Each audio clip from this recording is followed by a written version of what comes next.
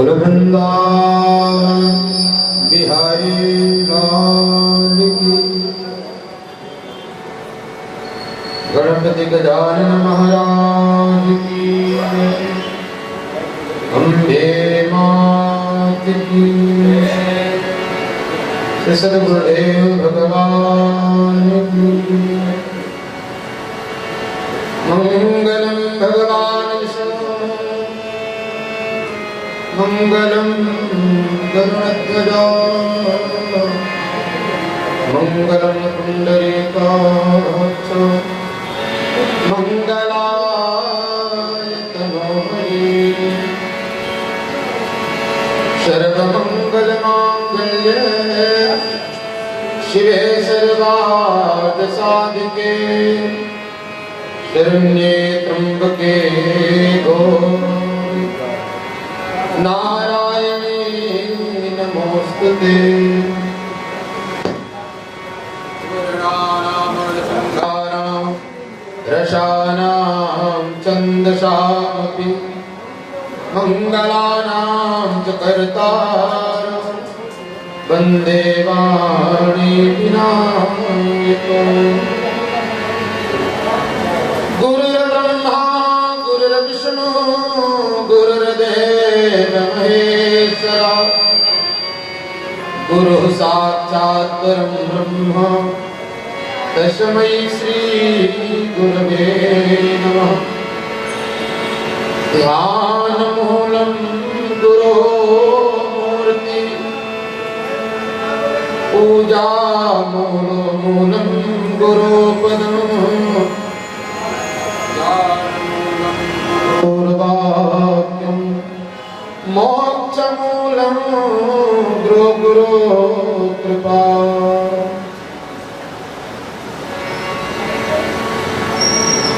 वन्दे देवयुमापतिं श्रीगुरुं वन्दे जगत्कारणं वन्दे पन्नगभूषणं मृगधरं वन्दे पशूनां पतिं वन्दे सूर्यशशाङ्कमणिनयनं वन्दे मुकुन्दप्रियं वन्दे भक्तजनाश्रयं च वरदं वन्दे शिवं शङ्करं। भवानी शङ्करो वन्दे श्रद्धा विश्वासरूपिणो याज्ञानिनानवश्यते सिद्धाः शान्तास्तमीशम्।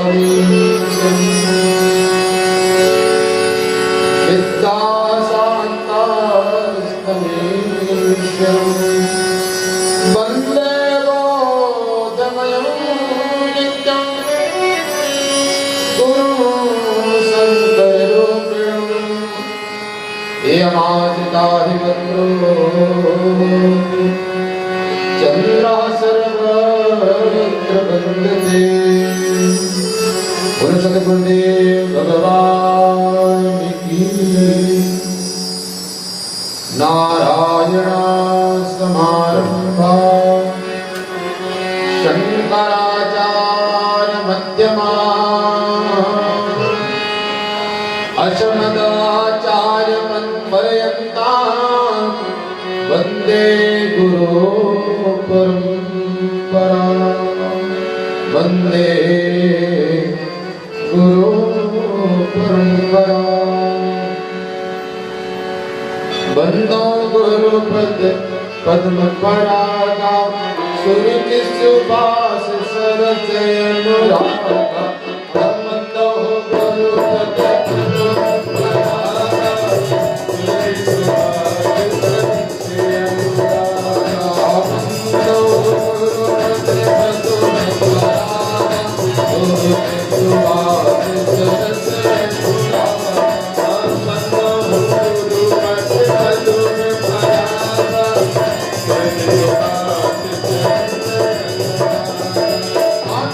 मोरे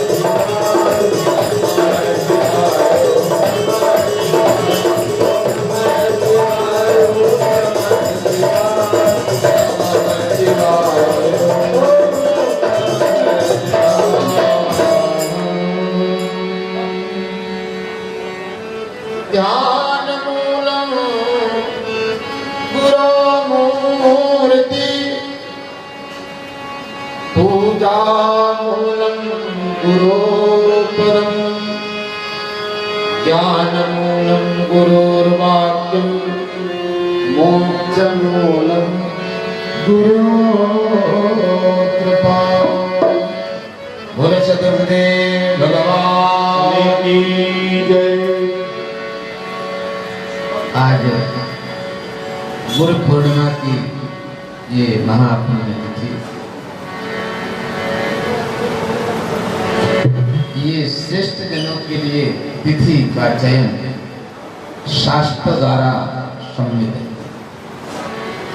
शास्त्रों ने व्यास पूर्णिमा के नाम से इस तिथि को स्वीकारा।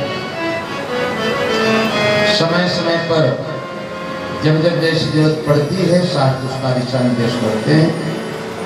आजकल विचारकों ने बहुत सारे दिन रिजर्व किए हैं।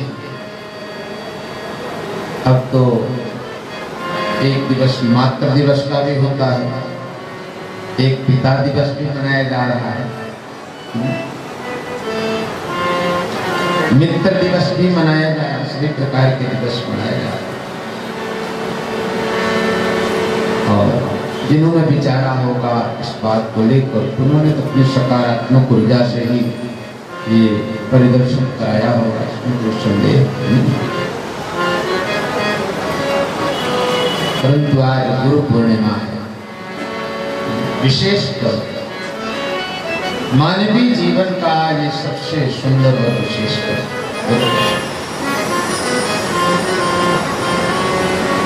देखिए, संसार में आने के लिए भी वही परमात्मा कृपा करते हैं, संसार में हम सबको भेजते हैं जीव स्वरूप में, और वही परमात्मा स्वीकार भी हमें करते।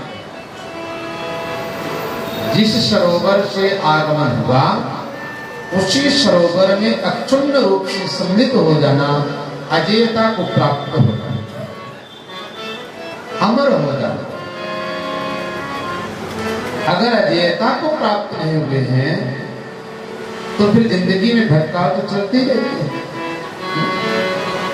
आप ऐसा विचार कर कि समुद्र का जल भगवान भास्कर अपने तेज पर ग्रहण करते हैं और फिर समग्र पृथ्वी पर उसको बूंद बूंद रूप में कैसे वर्षा देता है, बूंद बूंद पूरे पृथ्वी पर वर्षा। अब जब बूंद बूंद वर्षा को बेचारा कहीं गिरते शुरू किया, कहीं साथ मिल गया तो आगे बह चला, नाली से नाला फिर नदी, कहीं तालाब में जाके अटक गया, कहीं खड्डे में जाके अटक गया।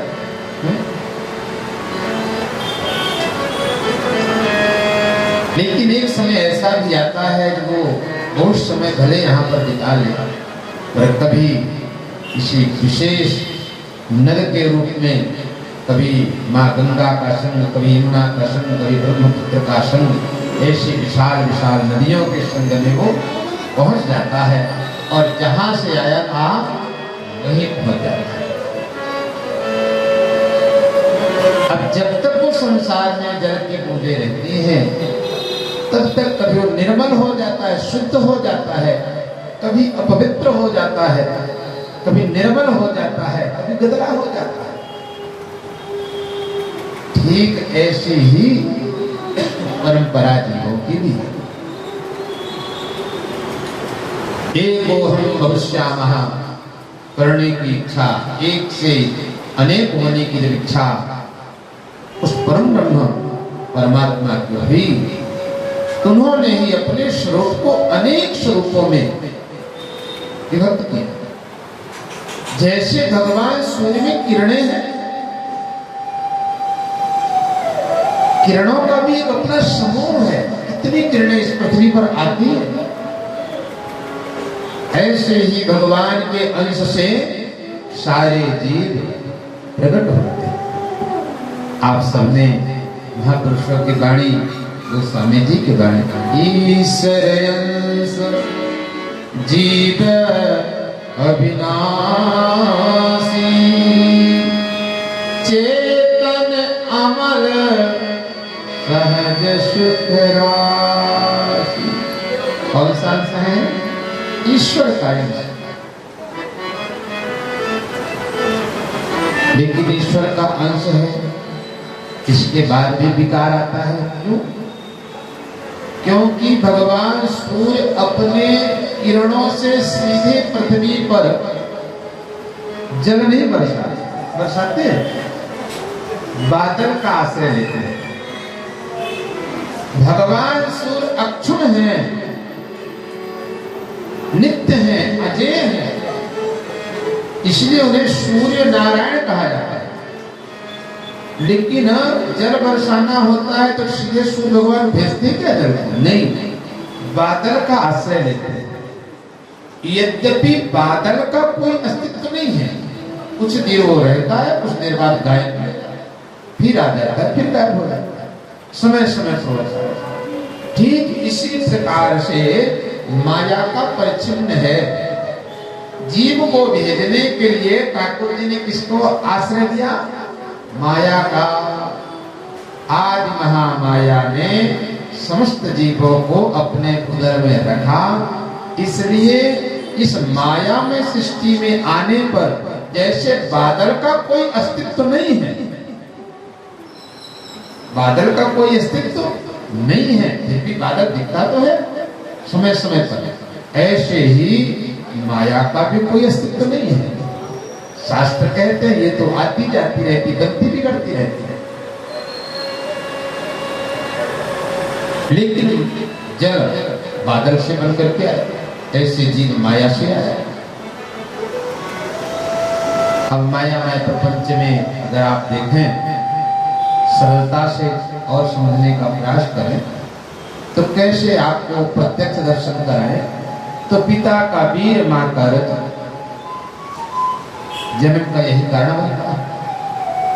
पिता का वीर और मां का रथ, इसको बोलते हैं बिंदु संबंध। क्या बोलते हैं? बिंदु संबंध।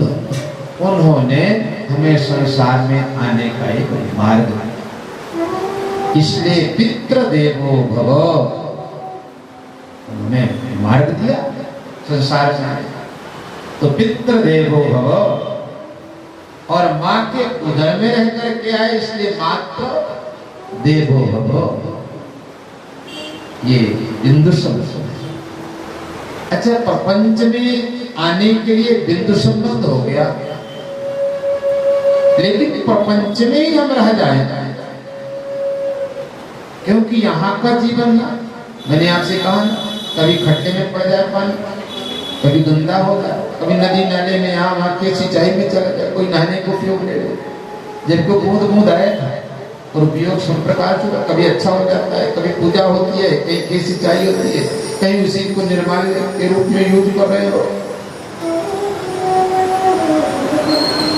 तो क्या उसका निर्माण यूज है? नहीं। ये प्रकृति में अगर आया है तो उसको शुद्धता, अक्षुण शुद्धता कहाँ है? कहाँ?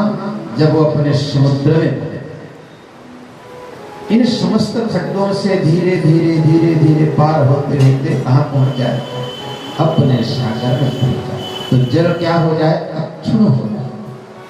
ऐसे संसार के अनेक रिश्तों में जन्म मिलते हैं, माँ पिता, बेटा बेटी, पोता पोती, बहुत सारा खेल है, लेकिन ये कोई अक्षुण नहीं है। ये सब विकार वाले शरीर हैं, ये बनते और बिगड़ते रहते हैं। पर एक चीज शाश्वत है, क्या? वो जो बूंद आई थी ना, वो शाश्वत है, वो अक्षुण है। तो इस शरीर के अंदर जिसे हम आत्म तत्व का दर्शन कहते हैं, वो अक्षुण है। तो आत्म तत्व का दर्शन किसके माध्यम से होगा? नाद संबंध के माध्यम से। इसलिए मंत्र कहता है, नारायण समारंभा, नारायण समारंभा,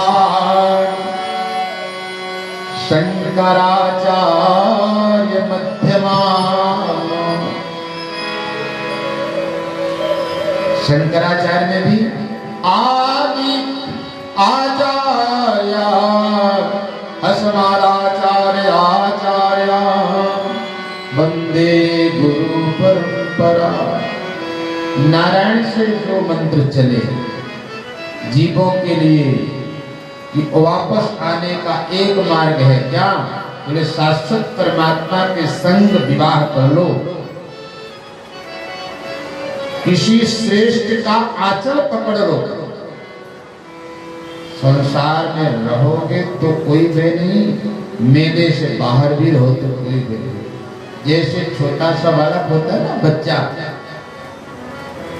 महाराज जी वो पिता का हाथ पकड़े हैं या पिता उनका हाथ पकड़े हैं, तो चाहे मेले में वो रहे तो वहां भी आनंद लेता है। इतना भीड़ होती है। और जंगल में भी आजकल जो जाते हैं सैर करने घूमने के लिए, जंगल नदी पहाड़ पर्वत, वहां भी उसकी पिता का हाथ होता है, तो आनंद ही आनंद है, कोई भय नहीं, क्योंकि सामर्थ्यवान का हाथ उसने पकड़ कर, यह सामर्थ्यवान ने उसका हाथ पकड़ा।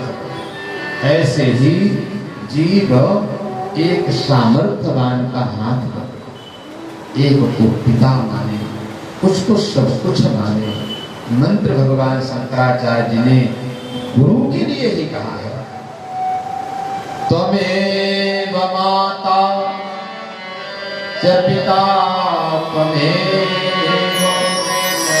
त्वमेव बन्धु च सखा त्वमेव विद्या द्रविणं त्वमेव सर्वं मम देव। मजे की बात देखो, एक ही परमात्मा आपको समस्त रूपों में सुख दे रहे हैं।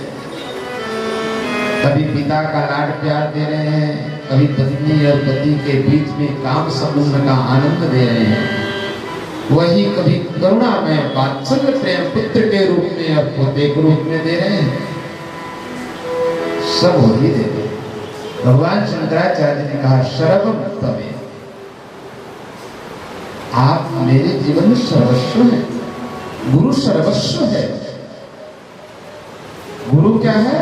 सर्वस्व है। समस्त सुखों का दाता है, आनंद करुणा निधाने को। माध्यम कोई भी बने, परंतु वंदे कृष्णम जगत गुरु नारायण समारंभ, उन्हीं परमतत्व परमात्मा से सारे विधान प्रकट हुए। शंकराचार्य सब संबंध है। तो मैं जिस विषय को लेकर के चल रहा था कि इस माया में जगत में यहाँ की वस्तु अपने आप है। माया के प्रपंच सोने का, भोजन करने का, मैथुन करने का, आंखों से देखने का, कान से सुनने का, ये सारा सुख प्रपंच में है और ये अपने आप जीव को मिलता ही मिलता है समय समय। इसके लिए कोई पढ़ाई करने मात्र की आवश्यकता से नहीं है।